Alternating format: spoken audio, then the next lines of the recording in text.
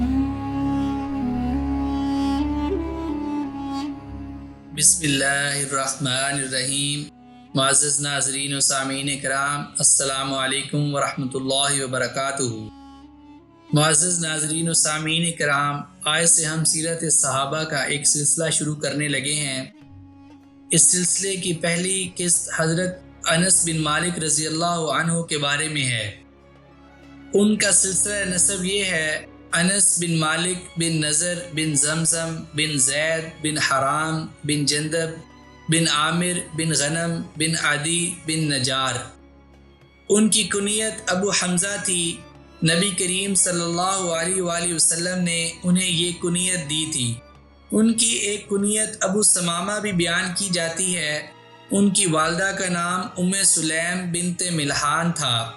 یہ رسول اللہ صلی اللہ علیہ وآلہ وسلم کے خادم خاص تھے۔ جب کوئی انہیں خادم رسول کہتا تو بہت خوش ہوتے اور اسے اپنے لیے باعث فخر سمجھتے تھے۔ مورخ ابن عساکر نے لکھا ہے کہ ایک دفعہ حضرت انس بن مالک رضی اللہ عنہ نے اپنے پاس موجود لوگوں سے کہا، میری خواہش ہے کہ جب میں قیامت کے روز رسول اللہ صلی اللہ علیہ وآلہ وسلم سے ملوں تو کہوں، اے اللہ کے رسول، یہ آپ کا ناچیز خادم آپ کی خدمت میں حاضر ہے۔ رسول اکرم صلی اللہ علیہ وآلہ وسلم جب ہجرت کر کے مدینہ منورہ تشریف لائے تو اس وقت سیدنا انس بن مالک رضی اللہ عنہ کی عمر تقریباً 10 سال تھی۔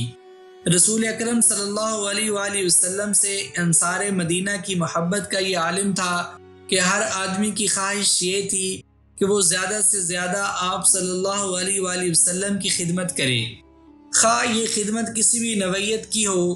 چنانچہ اسی محبت و عقیدت اور ذوق و شوق کے زیر اثر سیدنا انس بن مالک رضی اللہ عنہ کی والدہ سیدہ ام سلیم بنت ملحان رضی اللہ عنہما نے اپنے صاحبزادے کو آپ صلی اللہ علیہ وآلہ وسلم کی خدمت کے لیے وقف کر دیا۔ اس سلسلے میں خود سیدنا انس بن مالک رضی اللہ عنہ کا بیان سنیے۔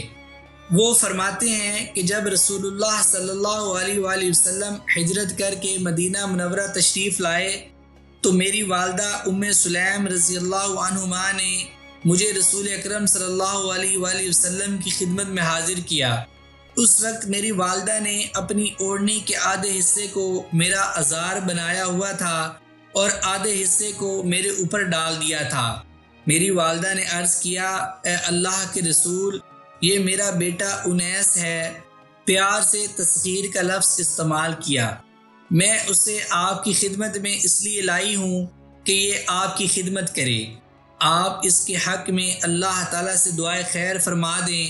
آپ صلی اللہ علیہ وآلہ وسلم نے انس بن مالک رضی اللہ عنہ کے حق میں اللہ تعالیٰ سے یہ دعا کی، اے اللہ، انس کے مال و اولاد میں برکت عطا فرما۔ چنانچہ اس برکت کا اثر یہ ہوا کہ انس بن مالک رضی اللہ عنہ ہی کے الفاظ ہیں کہ ان کے پاس مال و دولت کے انبار لگ گئے۔ اللہ تعالیٰ نے انہیں دنیا کے ہر ناز و نعم سے نوازا۔ اسی طرح ان کی اولاد اور اولاد کی اولاد میں بھی اللہ تعالیٰ نے بہت برکت دے رکھی تھی، جن کی تعداد کوئی 100 یا 100 سے کچھ زیادہ ہو چکی تھی، اور ان سب کو انس بن مالک رضی اللہ عنہ نے اپنی زندگی میں دیکھ لیا تھا۔ رسول اکرم صلی اللہ علیہ وآلہ وسلم کی دعا کے اثر کا اندازہ اس بات سے لگائیں کہ حضرت انس بن مالک رضی اللہ عنہ کے پاس ایک ایسا باغ تھا جس میں سال میں 2 مرتبہ پھل آتا تھا۔ اس باغ میں ریحان کا ایک پودا تھا جس سے مشک کی خوشبو آتی تھی۔ رسول اکرم صلی اللہ علیہ وآلہ وسلم حضرت انس بن مالک رضی اللہ عنہ سے بہت پیار کرتے تھے، انہیں کسی کام پر نہیں ٹوکتے تھے۔ اگر کبھی آپ صلی اللہ علیہ وآلہ وسلم کے حکم کی تعمیل میں ان سے کوتاہی ہو جاتی تو انتہائی محبت اور پیار سے ان کی تربیت فرماتے تھے۔ حضرت انس بن مالک رضی اللہ عنہ بیان کرتے ہیں کہ رسول اللہ صلی اللہ علیہ وآلہ وسلم لوگوں میں سب سے زیادہ اچھے اخلاق کے مالک تھے۔ ایک دن کا واقعہ ہے کہ آپ صلی اللہ علیہ وآلہ وسلم نے مجھے کسی کام سے بھیجا۔ میں نے عرض کیا، اللہ کی قسم میں نہیں جاؤں گا۔ میں یہ بات ظاہری طور پر کہہ رہا تھا جبکہ میرے دل میں تھا کہ جہاں آپ صلی اللہ علیہ وآلہ وسلم بھیج رہے ہیں میں وہاں ضرور جاؤں گا۔ اتنا کہہ کر میں آپ صلی اللہ علیہ وآلہ وسلم کے پاس سے نکلا۔ میں آپ ہی کے حکم کی تعمیل میں جا رہا تھا کہ بازار میں چند بچوں کے پاس سے میرا گزر ہوا۔ میں بھی ان بچوں کے ساتھ کھیلنے لگا اور رسول اللہ صلی اللہ علیہ وآلہ وسلم کی بات میرے ذہن سے نکل گئی۔ میں بچوں کے ساتھ کھیلنے میں مشغول ہی تھا کہ کسی نے پیچھے سے میرا سر پکڑ لیا۔ میں نے مڑ کر دیکھا تو رسول اللہ صلی اللہ علیہ وآلہ وسلم کھڑے مسکرا رہے تھے۔ آپ صلی اللہ علیہ وآلہ وسلم نے فرمایا، انیس، میں جہاں بھیج رہا ہوں وہاں جاتے ہو یا نہیں؟ میں نے عرض کیا، اے اللہ کے رسول، میں ابھی جاتا ہوں۔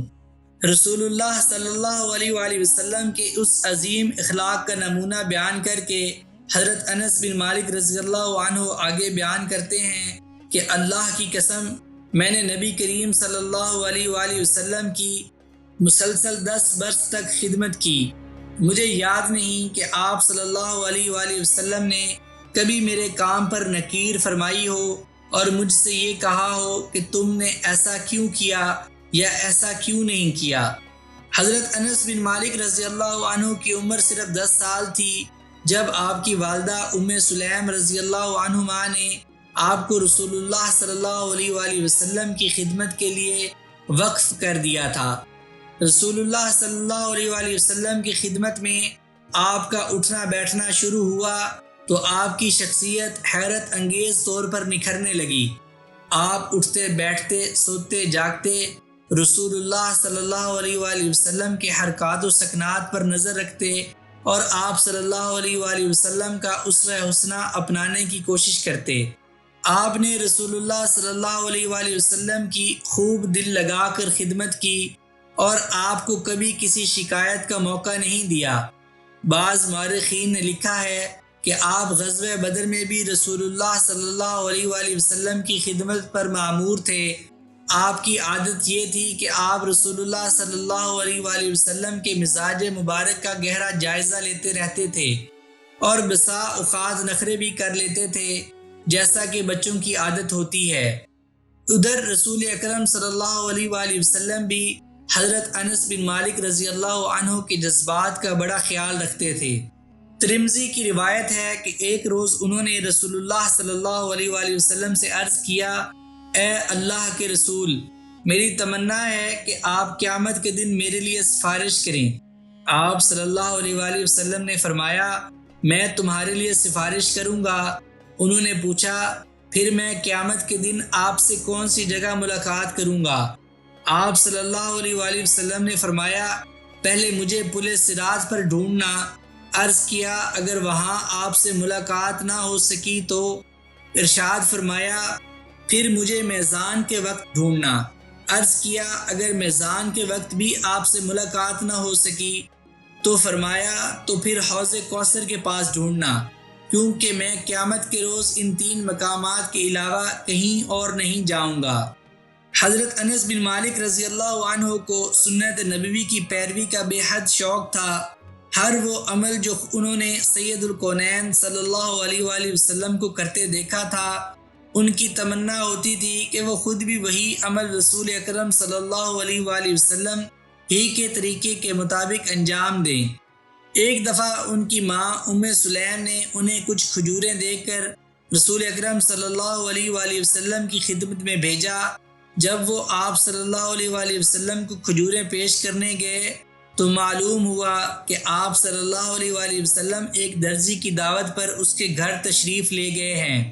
حضرت انس رضی اللہ عنہ بھی وہاں جا پہنچے۔ آپ صلی اللہ علیہ وآلہ وسلم نے انہیں بھی دعوت میں شامل کر لیا۔ اس وقت حضرت انس بن مالک رضی اللہ عنہ نے دیکھا کہ رسول اکرم صلی اللہ علیہ وآلہ وسلم سبزیوں میں سے کدو چن چن کر بڑی رغبت سے کھا رہے ہیں۔ یہ دیکھ کر حضرت انس رضی اللہ عنہ کدو کے ٹکڑے اٹھا اٹھا کر رسول اکرم صلی اللہ علیہ وآلہ وسلم کے سامنے رکھتے گئے اور آپ صلی اللہ علیہ وآلہ وسلم تناول فرماتے رہے۔ حضرت انس رضی اللہ عنہ کا بیان ہے کہ میں اسی دن سے کدو کھانے کا شوقین ہو گیا۔ سنن ترمذی کی روایت ہے کہ ایک روز ابو طالوت سیدنا انس بن مالک رضی اللہ عنہ کے گھر گئے، دیکھا کہ وہ کدو کھا رہے ہیں اور فرما رہے ہیں، اے کدو، میں تجھے اس لیے پسند کرتا ہوں کہ تو میرے آقا و مولا صلی اللہ علیہ وآلہ وسلم کی پسندیدہ غذا ہے۔ اسی طرح حضرت انس بن مالک رضی اللہ عنہ رسول اللہ صلی اللہ علیہ وآلہ وسلم کی اتباع میں 3 سانسوں میں پانی پیتے تھے اور فرماتے تھے کہ میں نے رسول اللہ صلی اللہ علیہ وآلہ وسلم کو 3 سانسوں میں ہی پانی پیتے دیکھا ہے۔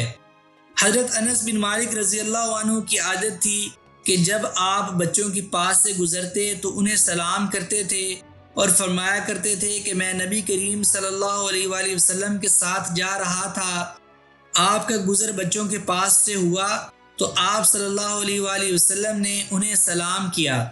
مذکورہ واقعات سے اندازہ لگا لیجئے کہ سیدنا انس بن مالک رضی اللہ عنہ رسول اکرم صلی اللہ علیہ وآلہ وسلم کے طریقے پر چلنے کی کوشش کتنے ذوق و شوق سے کرتے تھے۔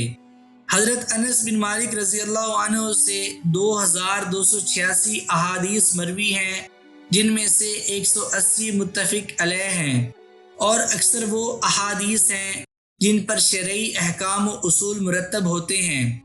یہاں مناسب معلوم ہوتا ہے ان سے مروی چند احادیث آپ کے لیے پیش کر دی جائیں۔ ایک اعرابی رسول کریم صلی اللہ علیہ وآلہ وسلم کے عہد مبارک میں مسجد نبوی میں داخل ہوا اور مسجد ہی میں پیشاب کرنے لگا۔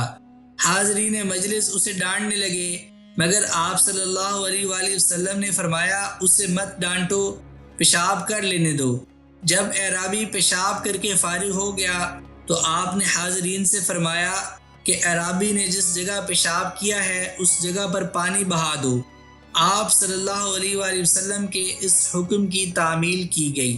رسول کریم صلی اللہ علیہ وآلہ وسلم نے ارشاد فرمایا، جس نے جان بوجھ کر میری طرف کوئی جھوٹی بات منسوب کی وہ جہنم کو اپنا ٹھکانہ بنا لے۔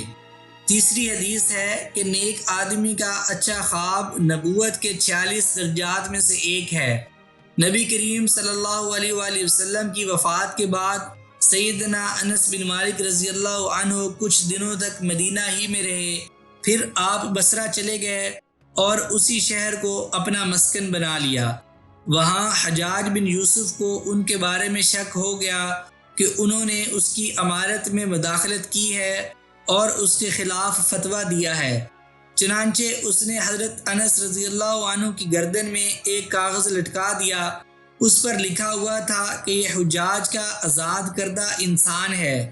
انس بن مالک رضی اللہ عنہ نے حجاج کی اس حرکت کے بارے میں خلیفہ عبد الملک بن مروان کی خدمت میں شکایت بھیجی تو اس نے سخت ناراض ہو کر حجاج کو خط لکھا اور اس خط میں اسے خوب ڈانٹا۔ حجاج خلیفہ کا یہ خط پا کر خوف زدہ ہو گیا اور اس نے فوراً حضرت انس بن مالک رضی اللہ عنہ کی خدمت میں حاضر ہو کر ان سے مصالحت کر لی۔ بصرہ میں لوگوں کو معلوم ہو گیا تھا کہ حضرت انس بن مالک رضی اللہ عنہ رسول اکرم صلی اللہ علیہ وآلہ وسلم کے خادم خاص تھے، چنانچہ لوگ آپ کی بے حد عزت و اکرام کرتے تھے۔ بوقت ضرورت اپنے اہم معاملات میں ان سے مشورہ لیتے اور فتویٰ طلب کرتے تھے۔ مورخین نے ان کی بابت لکھا ہے کہ رسول اللہ صلی اللہ علیہ وآلہ وسلم کے انتقال کے بعد یہ دمشق چلے گئے، پھر دمشق سے نقل مکانی کر کے بصرہ آ گئے اور یہیں مقیم ہو گئے۔ سن 612 میں انتقال فرما گئے۔ یہ بصرہ میں انتقال کرنے والے آخری صحابی رسول ہیں۔ معزز ناظرین و سامعین کرام، میں امید کرتا ہوں کہ آپ کو حضرت انس بن مالک رضی اللہ عنہ کی سیرت کا یہ واقعہ ضرور پسند آیا ہوگا۔ اگر آپ کو یہ ویڈیو پسند آئی ہو تو اسے لائک، شیئر اور سبسکرائب ضرور کر دیجیے گا۔ مزید آنے والی ویڈیوز کے لیے بیل کے آئیکن کو بھی دبا دیجیے تاکہ آپ کو آگے آنے والی ویڈیوز ملتی رہیں۔ مجھے اپنی دعاؤں میں یاد رکھیے گا۔ جزاک اللہ۔